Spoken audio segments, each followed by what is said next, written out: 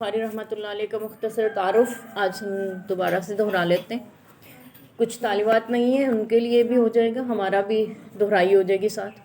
امام بخاری رحمۃ اللہ علیہ کتاب بخاری شریف جس کو ہم کہتے ہیں اس کے مصنف ہیں، لکھنے والے ہیں.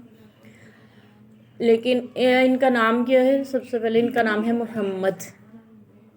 ٹھیک ہے، نام ہے محمد، اور ان کے والد کا نام ہے اسماعیل، اور ان کے دادا کا نام ہے ابراہیم. آسان سے نام، محمد بن اسماعیل بن ابراہیم. ٹھیک ہے، بخارا شہر میں پیدا ہوئے، اس نسبت سے ان کو بخاری کہا جاتا ہے. اور ان کی کنیت ہے ابو عبداللہ، تو ان کا پورا نام بنتا ہے ابو عبداللہ محمد بن اسماعیل بن ابراہیم بخاری. تو ان کے جو والد تھے محمد بن عبداللہ، یعنی جو والد تھے اسماعیل، وہ بھی محدث تھے اور امام مالک رحمۃ اللہ علیہ کے شاگردوں میں سے تھے. فقہ کے 4 بڑے امام ہیں، ان میں سے ایک امام مالک رحمۃ اللہ علیہ ان کے شاگردوں میں سے تھے. اور امام بخاری رحمۃ اللہ علیہ کے بچپن میں ہی والد محترم دنیا سے اٹھ گئے تھے، فوت ہو گئے تھے، تو جس کی وجہ سے یتیمی میں زندگی گزری ان کی.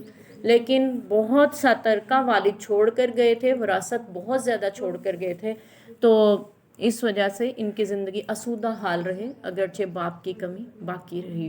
تو ان کی والدہ بھی بہت نیک تھی. ہم نے وہ واقعہ بھی ان کے بارے میں سنا ہوا ہے کہ وہ ہوا تھا، بینا ہو گئے تھے نا، بینائی چلی گئی تھی، تو والدہ نے اللہ سے دعائیں مانگ مانگ کے تقریباً 4 برس اللہ سے دعائیں مانگی، تو اللہ تعالیٰ نے ان کو بینائی لوٹا دی تھی. اور پھر دین کی خدمت کے لیے جب انہیں وقف کیا.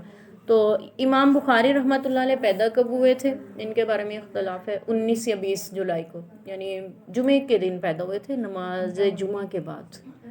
جمعے کے دن پیدا ہوئے، 19 یا 20 جولائی جمعے کے دن، اور 810 عیسوی ہے ان کی ولادت. اور نبی پاک صلی اللہ علیہ وسلم کی تاریخ ولادت جو ہے وہ ہے 571 عیسوی.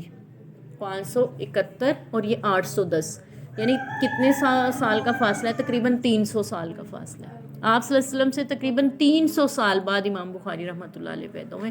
اور پھر انہوں نے اپنی احادیث کو جمع کرنے کے لیے ان کے استاد نے، یعنی بہت سے اساتذہ ہیں ان میں، تو امام ابو حنیفہ رحمۃ اللہ علیہ کے شاگرد بھی ان کے استاد رہے ہیں، تو یہ ان سے بھی علم حاصل کرتے رہے. اور بھی بہت سے اساتذہ ہیں. تو ان کے ایک استاد نے کہا تھا کہ کاش کوئی ایسی، بہت سی حدیث جمع ہو رہی تھی اس دور میں، کاش کوئی ایسا شخص ہو جو صرف صحیح احادیث کو جمع کر دے تاکہ امت کے لیے آسانی ہو.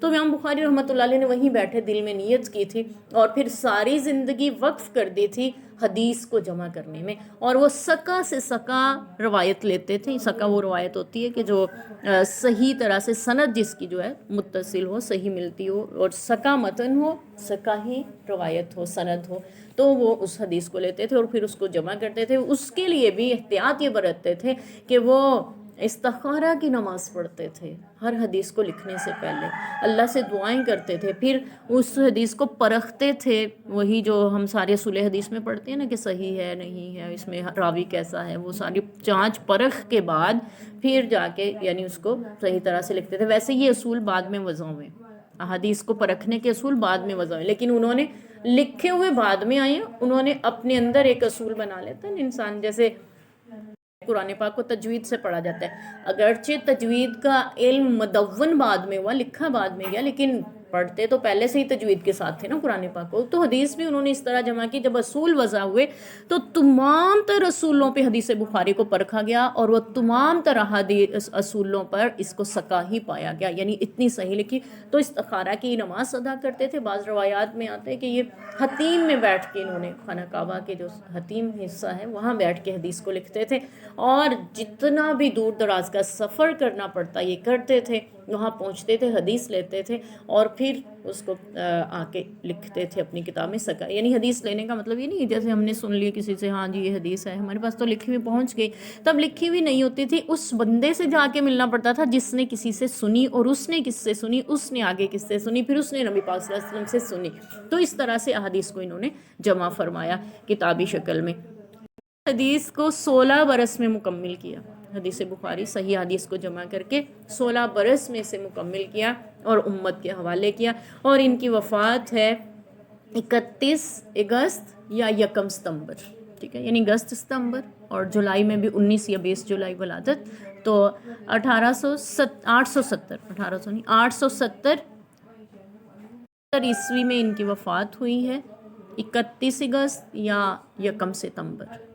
مختصر سی 60 سال کی زندگی میں 16 برس حدیث لکھنے میں گزار گئے، اور باقی کی زندگی جو ہے بچپن سے ہی حدیث کا علم حاصل کرنے میں گزار گئے، اور امت کے لیے قیامت تک کے لیے اپنے لیے صدقہ جاریہ چھوڑ گئے، اور آج بھی امت کے لیے صدقہ جاریہ بنا ہوا ہے۔ اس کو پڑھتے ہیں، آگے پڑھاتے ہیں، امت کے لیے بھی صدقہ جاریہ، اپنے لیے بھی صدقہ جاریہ چھوڑ کے گئے۔